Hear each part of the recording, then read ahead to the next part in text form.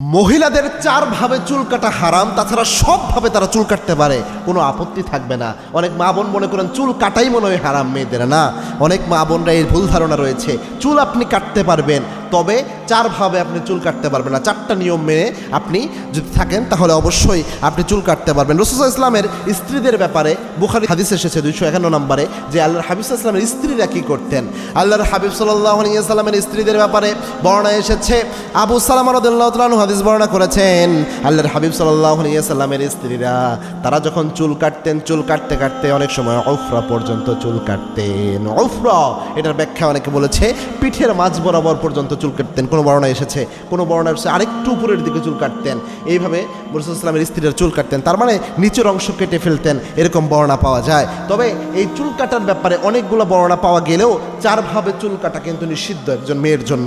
তার মধ্যে এক নাম্বার হচ্ছে স্বামীর অনুমতি ছাড়া একজন নারী চুল কাটতে পারবে না। অর্থাৎ তার স্বামীর, যেহেতু তার স্ত্রীর সৌন্দর্য দেখতে পছন্দ করে, কোনো স্বামীর যদি পছন্দ এটা থাকে তার স্ত্রীর লম্বা চুল থাকবে, তাহলে স্ত্রী স্বামীর অনুমতি ব্যতীত সে তার চুলকে কর্তন করতে পারবে না। এটা এক নাম্বার, এটা মনে রাখার চেষ্টা করবেন। কারণ একজন মেয়ের সমস্ত সৌন্দর্য প্রদর্শনী হবে তার স্বামীর জন্য। সে নিজেকে সবচেয়ে গর্জিয়াস, সবচেয়ে আকর্ষণীয়, সবচেয়ে সৌন্দর্যমণ্ডিতভাবে তার স্বামীর সামনে প্রেজেন্ট করবে। গর্জিয়াসনেসের যা রয়েছে সে তার স্বামীর জন্য তৈরি করবে। এটাই হয় একজন স্ত্রীর বৈশিষ্ট্য।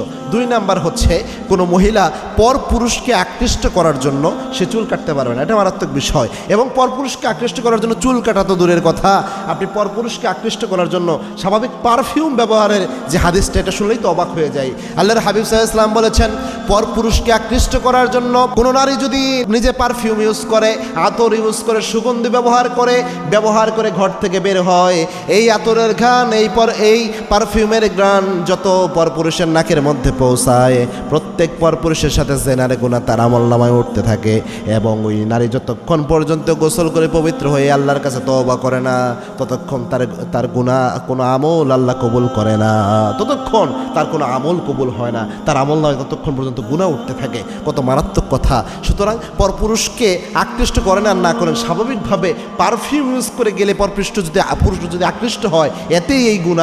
আর চুল খুলে যদি যান, চুল যদি কাটেন ওইভাবে, তাহলে তার মারাত্মক। তিন নাম্বার হচ্ছে কোনো নায়িকাদের মতো অথবা কোনো বিধর্মীদের মতো যদি আপনি চুল কাটেন, তাহলে এই চুল কাটাকে হারাম করা হয়েছে। কারণ আল্লাহর হাবিব সাল্লাল্লাহু আলাইহি ওয়াসাল্লাম বলেছেন, মান তাশাব্বাহা বিকওমিন ফাহুয়া মিনহুম। কোনো ব্যক্তি যদি কোনো বিধর্মের অনুসরণ করে, কোনো নায়িকা গায়িকার অনুসরণ করে, আল্লাহর হাবিব জানিয়েছেন যে যার অনুসরণ করবে তার সাথে তার কিয়ামত হয়ে যাবে, তার সাথে তার কিয়ামত হয়ে যাবে।